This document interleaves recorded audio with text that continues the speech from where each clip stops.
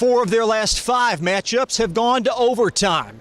On Tuesday at 9 o'clock on ESPN, it's the home SEC opener for the Cats. And now for a look at the reconfigured Texas A&M Aggies, here is our opposition research brought to you by HKC Roofing. 2016 was a historic one for the Aggies as they rolled up a school-best 28 wins, earning a share of the SEC regular season crown. But this current A&M crop has far less experience, and they're still trying to overcome the loss of 4 starters and 57% of that offense. A couple of key reasons the Aggies are 8-4 out of the gate. The well-traveled Billy Kennedy begins his 6th season in College Station and is the reigning SEC Coach of the Year.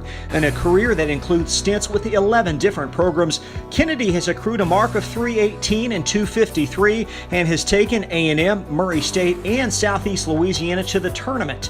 He replenished his staff in the offseason as both Kyle Keller and Rick Stansberry left for head jobs and plucked veteran coach Don Maestri out of retirement to become a special assistant. In a 30-year career at Troy, Maestri had over 500 wins. The Aggies enter Tuesday night fresh off a 10-point home loss to Tennessee in their conference opener. The game was tied at the turn, but a season-low 63 points and 9 second-half turnovers led to their demise. Poor shooting has been an issue this year as A&M is 12th in the SEC in 3 percentage at 32% and is a league worst 63% on free throws. They're 0-3 against the Pac-12 with losses to UCLA, USC, and Arizona, with a marquee win versus Virginia Tech. To date, that's the Hokies' only setback.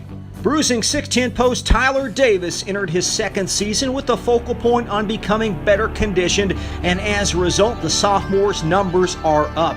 Davis leads the Aggies at 14-8 and shoots 60% from the floor, but perhaps more importantly, he's shown no signs of slumping as he is now the #1 target on opposing scouting reports. And he put it in, the big fella. However, Davis must improve on a career mark of 62% from the foul line.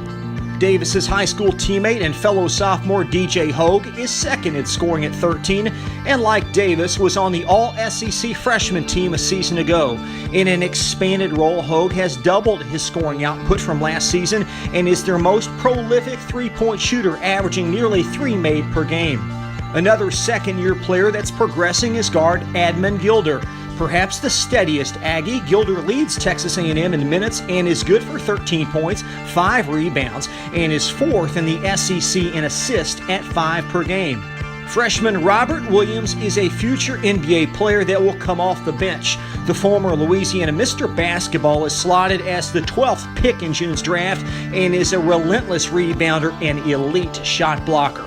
In 20-plus minutes, he's showing all the signs at 10-5 and is 2nd in the SEC in blocks at 2.4. He's an 81% free throw shooter, and a sharp eye will hone in on his play Tuesday. J.C. Hampton is the elder statesman of this group, arriving on campus as a grad transfer from Lipscomb. He started every game and chips in 6 points and is an Aggie best 82% from the foul line, while 6'10" junior Tony Trosha Morelos has career best numbers of 9 points and 6 rebounds. Tavario Miller and Eric Vila are spare parts that will play double-figure minutes despite modest offensive outputs.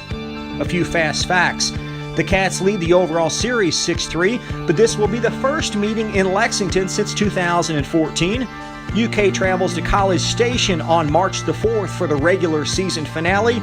And famous alums, a pair of Denver Broncos and musical greats, both Gary Kubiak and Von Miller, as well as Lyle Lovett and Chris Tomlin, respectively.